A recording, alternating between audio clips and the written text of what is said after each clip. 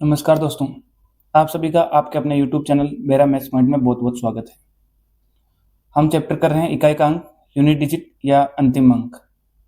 पिछली क्लास में हमने इससे संबंधित जो भी कॉन्सेप्ट थे, वो सब देखे। उनसे कॉन्सेप्ट से समझ क्वेश्चन भी अपन ने किए।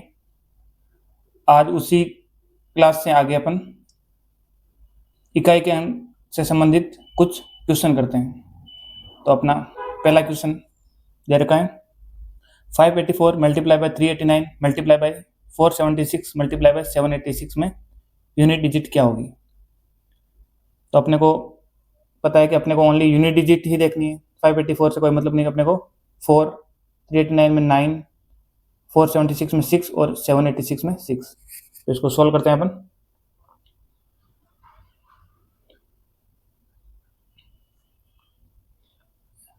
पहले अपन क्वेश्चन को लिख लेते हैं as it is. 389 multiply by 476 multiply by 786। अब अपने को बाकी संख्या से कोई मतलब नहीं, अपना जो यूनिट डिजिट है हर संख्या का उससे मतलब है अपने को। 4, 9, 6 और 6। तो यहाँ से अपन लिख लेते हैं 4 multiply by 9 multiply by 6 multiply by 6। 9 को 4 से मल्टीप्लाई करेंगे तो क्या आएगा, 36 आएगा। तो अपने को यूनिट डिजिट से मतलब है 6, और 6 को किसी भी संख्या से मल्टीप्लाई करेंगे तो यूनिट डिजिट हमेशा क्या आएगी, 6। 6 को 6 से मल्टीप्लाई करेंगे तो 6। ये अपना हो गया आंसर। तो इसमें अपना क्या है कि 6 की पावर कुछ भी हो, यूनिट डिजिट हमेशा क्या आएगी, 6। यहाँ पे 6 की पावर कितनी हो गई, 2। यूनिट डिजिट क्या आ गई, 6। कितनी भी हो, 6 की पावर 2 हो, 3 हो, 4 हो, यूनिट डिजिट हमेशा क्या आएगी, 6। नेक्स्ट क्वेश्चन देखते हैं।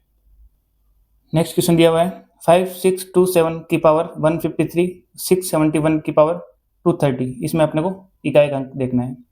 तो अपने को वही अपने को यूनिट डिजिट ध्यान में रखना है। तो सोल्व करते हैं इस क्वेश्चन को।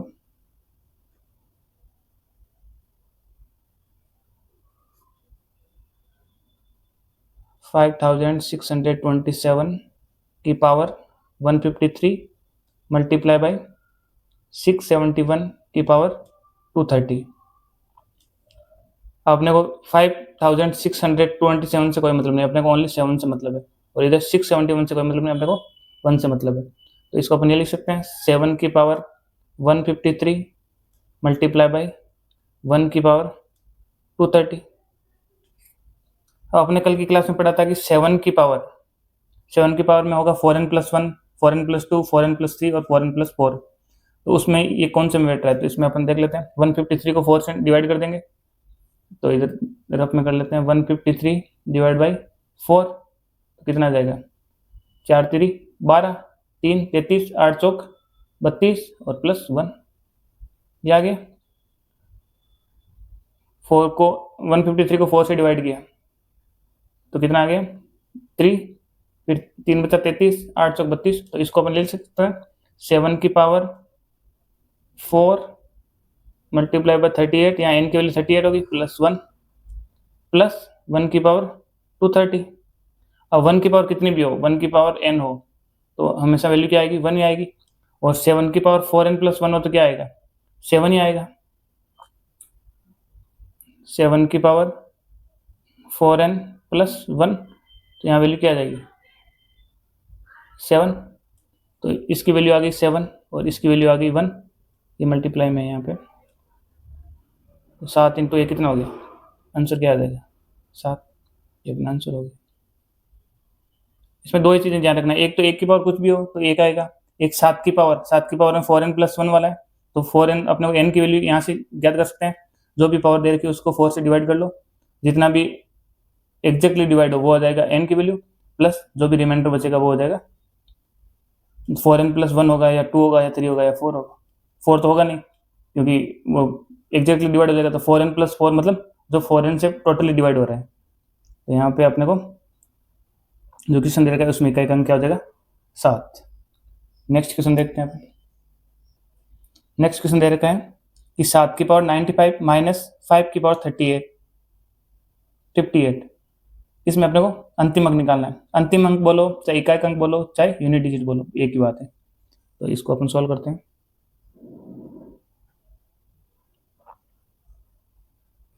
7 की पावर 95, इसको लिख लेते हैं 7 की पावर 95 माइनस 3 की पावर 58। अब 7 और 3 दोनों ऐसी संख्या हैं जिसमें 4n प्लस 1 2 3 4 वाला कॉन्सेप्ट चलेगा। तो अपन पहले 95 में जो 7 की पावर 95 है उसमें n की वैल्यू याद कर लेते हैं। तो 95 डिवाइड बाई 4, यहाँ से कितना आ जाएगा 2, 23 प्लस कितना बचा रिमाइंडर 23 प्लस 3, ठीक है। तो और इसमें 58 वाले में भी देख लेते हैं। 58 डिवाइड बाई 4 कितना बच गया 14, तो 56 प्लस 2। तो इसमें अपन लिख सकते हैं 7 की power 4 multiply by 23 plus 3 minus 3, 53 क्या लिख सकते हैं 4 मल्टीप्लाई बाई 14 प्लस 2। यहाँ तो n की वैल्यू 23 है और यहाँ n की वैल्यू 14 है। तो 7 की पावर 4n प्लस 3 में क्या आता है यूनिट डिजिट, अपने को पता है 7 की पावर 4n प्लस 3 में यूनिट डिजिट क्या आएगा 3, और 3 की पावर 4n प्लस 2 में यूनिट डिजिट क्या आएगा 9। तो यहाँ तो यूनिट डिजिट होगी 3 और माइनस 9।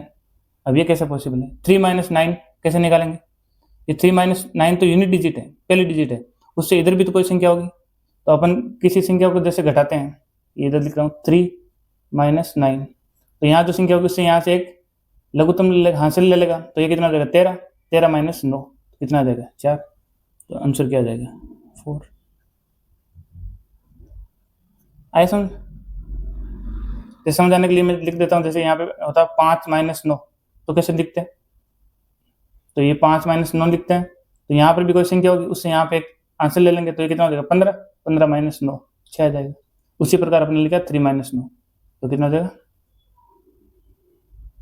4।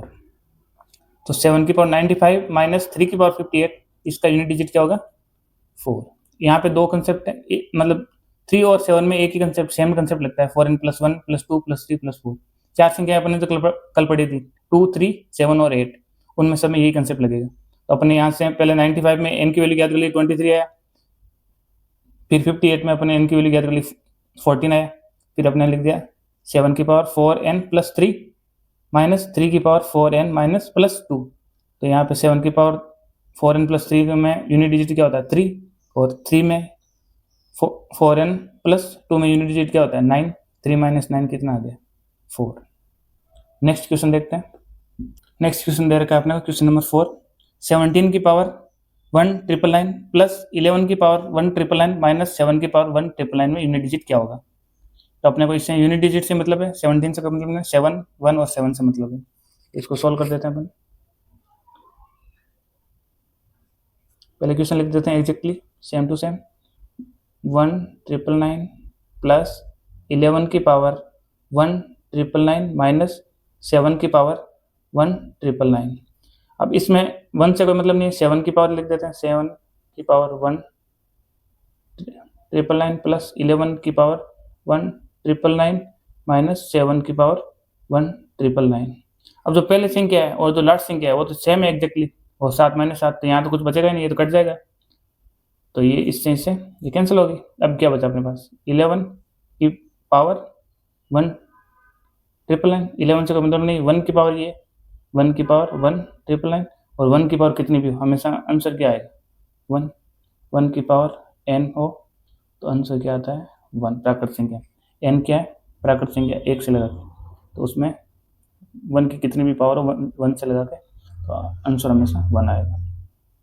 इसमें अपन पहली और जो तीसरी संख्या है उसमें यूनिट डिजिट 7 से 1 है और पावर भी बराबर है, तो दोनों कैंसिल आउट हो जाएगी। फिर अपने पास बचेगी 11 की पावर 1999, तो उससे अपने को यूनिट डिजिट 1 है, तो 1 की पावर कितनी भी हो 1 हमेशा आंसर 1 आ जाएगा। नेक्स्ट क्वेश्चन देखते हैं। क्वेश्चन नंबर 5 में दे रखा है 111 का फैक्टोरियल में इकाई का अंक क्या होता है। ना फैक्टोरियल मतलब क्या होता है, 1 से लगा के 111 तक अपने को संख्याओं को मल्टीप्लाई करना है। जितना भी फैक्टोरियल, जैसे फैक्टोरियल 5 हो तो 1 से लगा के 5 तक मल्टीप्लाई होगा। फैक्टोरियल 10 हो तो 1 से लगा के 10 तक मतलब संख्या मल्टीप्लाई होगी। अब इसमें क्या दे रखा है 1 से लगा के 111 तक अपने को मल्टीप्लाई करना है। तो देखते हैं इसको कैसे सॉल्व करेंगे। इसको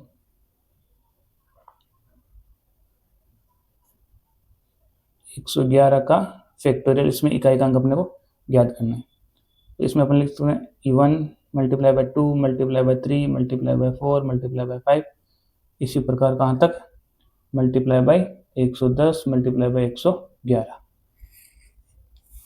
अब अपने को पता है कि एक बार इसमें अगर जीरो आ गया ना, जैसे हर एक बार तो 10 में आएगा, फिर 20 में आएगा, एक बार जीरो आ गया फिर उसको किसी संख्या से मल्टीप्लाई करो, हमेशा जीरो आएगा। तो जैसे देख लो आप, जैसे 10 इंटू 15 कर दो, एक बार 10 आ गया तो 15 कर दो, चाहे इंटू 16 कर दो, जो भी संख्या आएगी उसमें लास्ट में हमेशा जीरो आएगा। तो इसमें समझाने के लिए होते हैं आपको, तो यहाँ पे 110 आ जाएगा, 10 आ जाएगा, तो एक बार जीरो आ गया तो वो उस संख्या में लास्ट संख्या तो हमेशा जीरो आएगी ही आएगी। और 5 इंटू 2 ये भी एक बार जीरो बन गया। अगर फैक्टोरियल 5 भी पूछता है ना, फैक्टोरियल 5 भी पूछता तो भी उसका आंसर क्या होता है, जीरो। तो फैक्टोरियल 4 तक की अपन यूनिट डिजिट अलग होगी, फैक्टोरियल 5 के बाद में कोई भी संख्या आ जाए आप आंख बंद करके उसका जो यूनिट डिजिट है वो जीरो लिख सकते हैं। अगर यहाँ पे 5 फैक्टोरियल में इकाई का अंक पूछता तो भी जीरो होता, 6 का पूछता तो भी जीरो है, 7 का पूछता, 8 का, 9 का, कितनी भी संख्याओं का पूछो 4 के बाद, तो उसमें यूनिट डिजिट क्या होगा, जीरो। तो यहाँ पे इकाई का अंक क्या हो जाएगा, जीरो। ठीक है, 5 के बाद में जीरो क्यों आएगा, क्योंकि 5 और 2 मल्टीप्लाई होकर जीरो बना लेंगे। तो फैक्टोरियल 4 की वैल्यू तो कितनी होती है, 24, लेकिन फैक्टोरियल 5 की वैल्यू कितनी होती है, 120, फैक्टोरियल 6 की 720, है ना। तो यूनिट डिजिट हमेशा क्या आ रहा है, जीरो आ रहा है, 120 में भी जीरो, 720 में भी जीरो, इससे आगे में भी सब में जीरो आएगा। लेकिन अपन फैक्टोरियल 4 तक पूछा अगर, तो 4 में 24 होती वैल्यू, तो फैक्टोरियल 4 में यूनिट डिजिट 4 आएगा। ठीक है, नेक्स्ट क्वेश्चन देखते हैं। नेक्स्ट क्वेश्चन दे रखा है कि सभी विषम अभाज्य संख्याओं के गुणनफल का इकाई का अंक क्या होगा। पहले तो अभाज्य संख्याएं क्या होती है, अभाज्य संख्याएं इनको जैसे इंग्लिश में बोलते हैं प्राइम नंबर, वे संख्याएं जिसके जो फैक्टर हैं वो 1, जैसे 2 है तो 2 का एक तो हो जाएगा 1 और एक हो जाएगा 2। एक जैसे प्राइम नंबर है 3, तो 1 और 3, इसके अलावा कोई फैक्टर पॉसिबल नहीं है। तो जो विषम अभाज्य संख्याओं के गुणनफल का सभी विषम पहुंचता है इसमें। ठीक है ना, तो इसको सोल्व करते हैं अपन।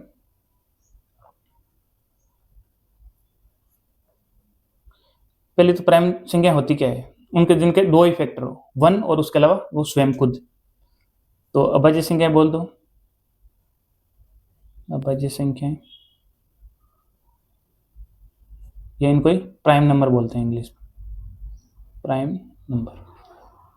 ये कौन कौन सी होती है, 2 से शुरू होती है, 2, 3, 5, 7, 11, इस प्रकार से चलेगी।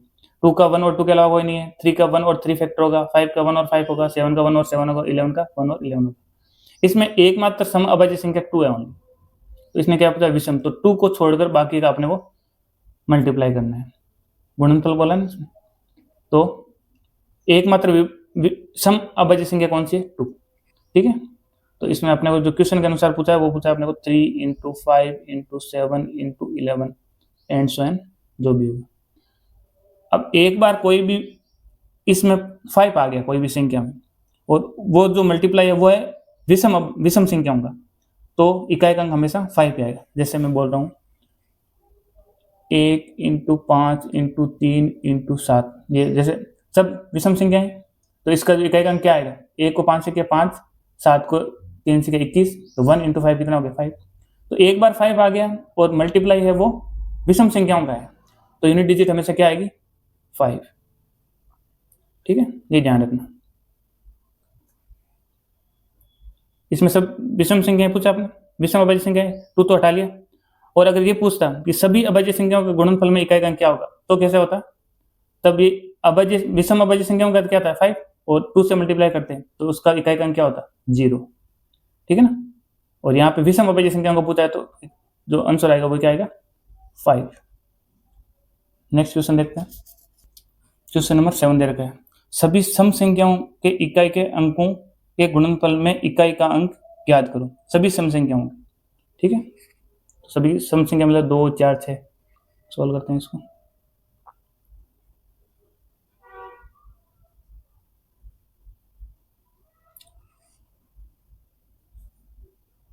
सभी सम संख्याओं के इकाई के अंकों का गुणनफल ज्ञात करना है। तो सभी सम संख्या क्या हो जाएगी, 2, 4, 6, 8, 10 एंड सन, जो भी।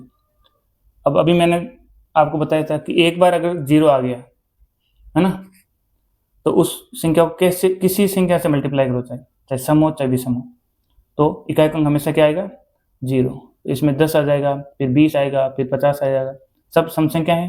तो जो लास्ट डिजिट आएगी मतलब यूनिट डिजिट आएगी वो क्या आएगी 0। तो 0 इसका आंसर हो जाएगा।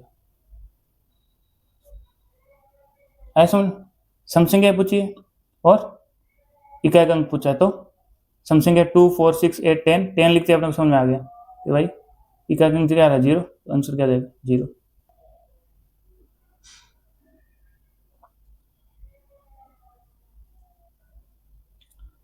नेक्स्ट क्वेश्चन दे रखा है 1, 2, 3, 4, 5 h की पावर 72 में इकाई अंक 6 है, तो के का संभव मान क्या क्या हो सकते हैं।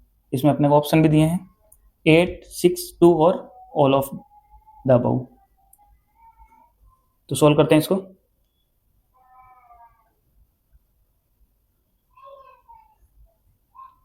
इसमें क्या दे रखा है, क्वेश्चन दे रखा है अपने को 1, 2, 3, 4, 5 h की पावर 72।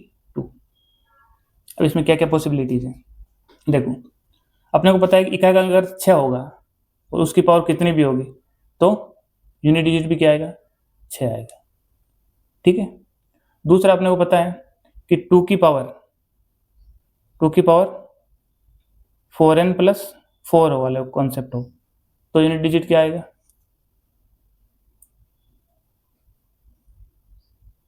6 आएगा। और अगर 8 की पावर 4n प्लस 4 हो तो यूनिट डिजिट जब 8 हो और पावर 4n प्लस 4 हो तो यूनिट डिजिट क्या आएगा 6 आएगा, ठीक है। तो यहाँ पे क्या पॉसिबिलिटी है 6 भी हो सकता है, 4n प्लस 4 है नहीं ये देख लेते हैं अपन। अब 72 में अपन डिवाइड किया 4 से, तो ये क्या हो रहा है पूरा पूरा जा रहा है भाग इसमें एक बार और 8 चौक 32 18 बार, ठीक है। तो इसको अपन ये लिख सकते हैं 4n प्लस 4 मतलब 4 इंटू 17 प्लस 4, तो पूरा पूरा जा रहा है। तो ये 4n प्लस 4 को सेटिस्फाई कर रहा है, मतलब इस चीज़ को सेटिस्फाई कर रहा है, ये इसको भी कर रहा है और 6 होगा तो इसको भी कर रहा है। तो अपने आंसर कौन से हैं 8 भी सही है, 6 भी सही है और 2 भी सही है। इसका मतलब आंसर क्या हो जाएगा उपयुक्त सभी, ठीक है। 9 क्वेश्चन नंबर 9 दे रखा है 1 का स्क्वायर प्लस 2 का स्क्वायर प्लस 3 का स्क्वायर 100 के स्क्वायर तक जो व्यंजक होगा उसका अंतिम अंक क्या होगा। तो अपने क्या दे रखा है प्राकृतिक संख्याओं के वर्गों का योग दे रखा है 100 तक। तो सोल्व करते हैं इसको। क्वेश्चन दे रखा है अपने को 1 square plus 2 square plus 3 square and so 100 का स्क्वायर। अब अपने को पता है कि जो प्राकृतिक संख्याओं के वर्गों का योग है उसके लिए फॉर्मूला क्या होता है n plus 1 2n plus 1 divide by 6। यहाँ n की वैल्यू कितनी है 100 है, तो इसको सॉल्व करेंगे तो क्या हो जाएगा 100 multiply by 101 multiply by 201 divide by 6। और इसको 2 से कैंसिल आउट कर दो, ये हो गया 50 टाइम्स, ये हो गया 3 टाइम्स, 3 को इससे कैंसिल आउट कर दो, 6 3 18, 2 बचा 7 3 21। अब ये क्या हो जाएगा क्वेश्चन क्या हो जाएगा 50 मल्टीप्लाई बाई 101 मल्टीप्लाई बाई 67। मैंने बोला कि एक बार 0 आ गया यूनिट डिजिट फिर उसके मल्टीप्लाई में कुछ भी हो आंसर क्या आएगा 0 ही आएगा। तो ये आपका आंसर आ गया 0। मल्टीप्लाई में हो, ऐसा नहीं कि आप प्लस में हो फिर भी आप 0 दे रहे हो, 50 प्लस 101 प्लस 67 हो फिर भी आप 0 दिखा रहे हो। मल्टीप्लाई में बात कर रहा हूँ, प्लस में होता तो आंसर आता 7 8 7 और 8 1 8 आंसर आता, लेकिन यहाँ पे मल्टीप्लाई में है तो इसका आंसर क्या आ जाएगा 0। तो आज की क्लास में अपन ने यूनिट डिजिट से संबंधित 9 क्वेश्चन किए हैं, सभी अच्छे और कॉन्सेप्चुअल क्वेश्चन हैं। और नेक्स्ट क्लास में अपन इसके बाकी बचे हुए 10 से 15 क्वेश्चन और करेंगे और उसके बाद में आगे की क्लास में अपन कोई नया टॉपिक लेंगे। तो सभी बच्चों का बहुत बहुत धन्यवाद।